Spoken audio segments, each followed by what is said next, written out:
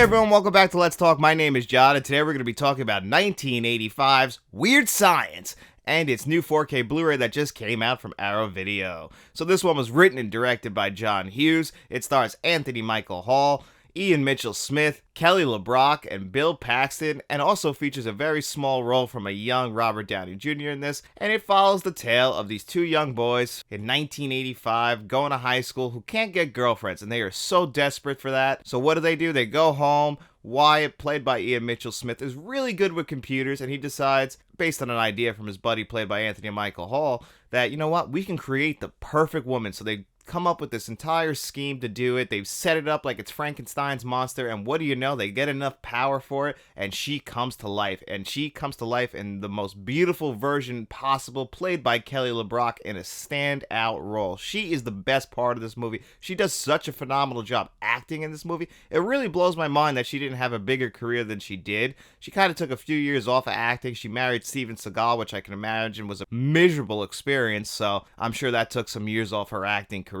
But she is so good in this movie. She is easily the best actor in this film. As good as Anthony Michael Hall and Ian Mitchell Smith are as the two leads in this movie, and you really love their characters, you care about them. Anthony Michael Hall is one of the best 1980s teen actors we've ever had, if not the best. When you think of 1980s teen actors, I feel like you think of him and you think of Molly Ringwald, which is really funny because they were both probably the two cornerstones of John Hughes films. They both pop up in a bunch of different movies. John Hughes really gave them the careers that they needed. They were basically his muse, and 16 Candles and Pretty in Pink definitely are dealing with the teenage female of the 1980s, where Weird Science is very much dealing with the male teenager of the 1980s. Like, these two guys, they're about 16 years old. All they care about is getting laid, so they're very juvenile. This movie is filled with plenty of juvenile jokes that might not stand up to the test of time, but they're still really funny. They're very much of the 1980s, and if you're a fan of 1980s films, Weird Science is very much up there as far as feeling like the 1980s. I'm talking about all the colors and just the subject matter they're talking about. You get Bill Paxton in here playing a bully, a great bully, the older brother, Chet, to his younger brother, Wyatt. Their relationship is so much like what you would expect. Bill Paxton just bullying him, basically making him give him money so he doesn't tell their parents, who are the most stuck-up, snooty parents you can ever imagine. Leaning right into that 1980s trope of parents who just don't understand their kids. Curly,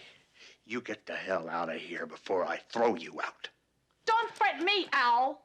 You're out of shape. I'll kick your But this movie is also just so funny, moves along at such a brisk pace. It's only 94 minutes for the theatrical cut, 97 minutes for the extended cut. Not a minute is wasted. We're right into the story right from the very beginning of what we're trying to tell. And it's so much of a fantasy that you don't even get bothered by some of the stuff, because this movie alone is a huge leap in logic. And John Hughes would do this with a lot of his movies, where they would throw in fantasy elements into like very serious movies. I really believe that Ferris Bueller's Day Off is a fantasy film. There's even fantasy elements in Planes, Trains, and Automobiles, like when they're out in the cold and they just turn to like ice popsicles and skeletons like that. That's all just fantasy elements that John Hughes was just throwing into all of his movies at the time. But this one really is a full-blown fantasy film. They create the perfect woman who is willing to do whatever these guys want. Kelly LeBrock could have played this character like a dunce. She doesn't know what's going on. Like, just like kind of like just laughing and going along with things. But no, she's confident. She knows how powerful she is. She knows the influence she has on other men. And she's using that to her advantage to help take care of these two boys, bring them to the heights that they want to be. They're just basically bottom of the barrel geeks from the 1980s. With the help of Kelly LeBrock, they are going to be the two most popular kids in school. Robert Downey Jr. and his buddy are always bullying them, but you know what? When they get a look at her, and when she says what the three of them did, they're like, oh shit, we have to get in with these guys, because these guys have the secret sauce that we need. But back to Bill Paxton, man. He is so funny in this movie. Him and Kelly LeBrock are my two favorite things in this movie, but they're both playing their characters so different. Kelly LeBrock is playing her character very serious, like she's doing a great job acting. Bill Paxton is acting his ass off, but very over the top, very 1980s, but it works so well in this movie. He is perfectly cast. I don't know what the fuck he's doing with that haircut, though. Hi, Nanny. Hi, Grampy. I'm not a moron, you know. I mean, if you look at it from the side, it looks like somebody took a saw and just like cut off the top of his head. I don't understand what that haircut is, but it's memorable, that's for damn sure. Just like the shit monster he turns into at the very end of this movie. So again, this movie is totally leaning into all of the fantasy elements, all the bright 1980s colors that pop up in this movie just pop off your screen. The Weird Science song by Oingo Boingo is easily probably more popular than the film itself.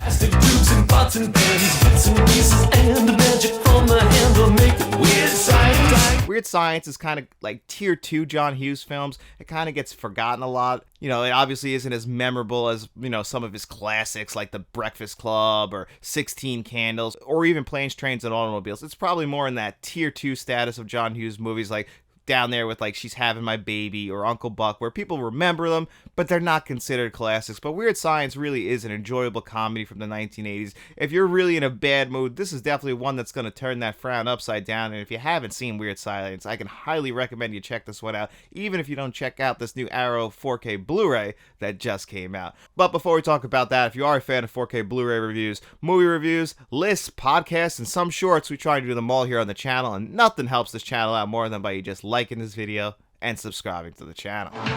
So, what would you little maniacs like to do first? So, here's Weird Science on 4K Blu-ray from Arrow Video, and what I found strange about this, because this beautiful slipcover that's on it, it is actually very similar and identical to last August's release from Arrow Video, Flatliners. So Flatliners came out last August, and if you look, they have very identical slipcovers. Identical. It's like almost like this like weird material on it, like a suede paper stock almost. It feels so unique. I've never seen anything like it, only on these two 4K Blu-rays, and they are almost completely identical as far as disc quality goes, extras, the amount of discs in here, what they include in it. It's like almost identical packaging. It's so strange to me. I've never seen anything like that where, you know, obviously Arrow Video whips out their fine china, their hard casing, but I've never seen them reuse this packaging before. But I'm really glad they did, because this Arrow Video release, as far as the slipcover goes, is gorgeous. I absolutely love the material they used on this. This, like, I don't know if the camera can even pick up how much this, like, pops. It really looks gorgeous. And then when you slide the slipcover off, this is reversible cover art, so you can have this version underneath. I chose to bring it back to the original theatrical movie poster. You know, you get the best of both worlds there. You go inside. It is only a 1-disc set, so you guys have heard me complain about Warner Brothers and Paramount switching to 1-disc sets. This isn't the first time that Arrow Video has done this, though. They also did that with Flatliners last year, so it's literally almost the exact same packaging. You get a poster in here,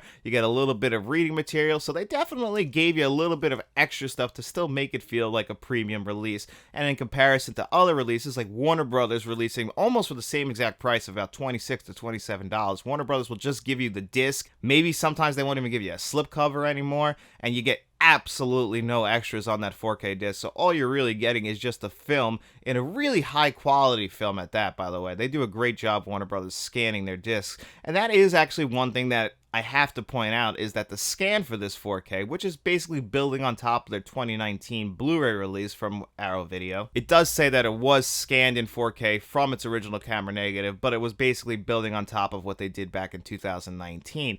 And the thing about this disc quality is the visuals are just not the greatest. It has its moments. Like, there are certain moments, like with the special effects, where the HDR is just doing all that work to make the colors just look vivid and dynamic and pop off your screen. But on the other hand, this movie is insanely grainy in certain spots, especially in the very opening scene. I mean, my God, it is ridiculous. And then there's plenty of other scenes where the grain is just so over the top that it's just having a hard time hitting any deep blacks. I've been watching the Back to the Future 4Ks from Universal, which, you know, the first one also came out in 1985. And both films on 4K, if you were to do a side-by-side comparison, it's night and day how much better Back to the Future's 4K is over this 4K. Now, that's not to say that this is a bad 4K. It's just not a great 4K visually. And then when you go to the audio, you know, it's going to start in a DTS HD 2.0 mono track, but if you want to switch it to a DTS HD 5.1, which is what I chose to do, but I did test them both out, but I think the 5.1 is a little bit better. You know, it's really making great use of all of your speakers. You might get some nice sound effects coming out of different speakers that on the mono track, you're not going to get that same exact experience. So I would recommend the 5.1 personally, but it's really going to come down to you. Just remember that if you want that 5.1, it doesn't start in it, so you have to make sure you switch to it. And then the disc is also loaded with extras, which is very basic surprise. So you get plenty of interviews. You don't get like a making of documentary. It's mostly just interviews or older interviews, but I really did appreciate that, what people do in the special effects. There's plenty of stuff to dive into here if you're a fan of this movie. Trailers, galleries. They gave you a really solid amount, again, on one disc. This is what I mean when I say Warner Brothers has the ability to put extras on their disc. They just choose not to. They don't want to make the best use of their disc. They want to really just cut as many corners as they possibly can. Now, Arrow Video, I feel like, did not cut a single corner with this. For $26, it's definitely worth it. I just have some complaints about the visuals on this disc. I definitely think it could have been done a little bit better. I'm not too sure if the source material was the hardest part. I've noticed that John Hughes movies just have a really hard time translating the 4K. Really, Ferris Bueller's Day Off, which came out from Paramount, is the standout. The rest of them, I mean, Planes, Trains, and Automobiles is one of the worst we've ever gotten. Really, I don't know what it is, but for some reason, John Hughes films just don't translate the best of 4K. Maybe there's something about the cameras he was using. I'm not entirely sure, but for some reason, we've never gotten 4Ks from his films that just blow me away, other than Ferris Bueller's Day Off, and even that's not the greatest 4K I've ever seen. But they really did try and do their best here and give you all the bells and whistles as far as a one-disc set goes. You know, and they adjusted that price, which I really do appreciate. This could have gone for like $32, and it probably would have been understandable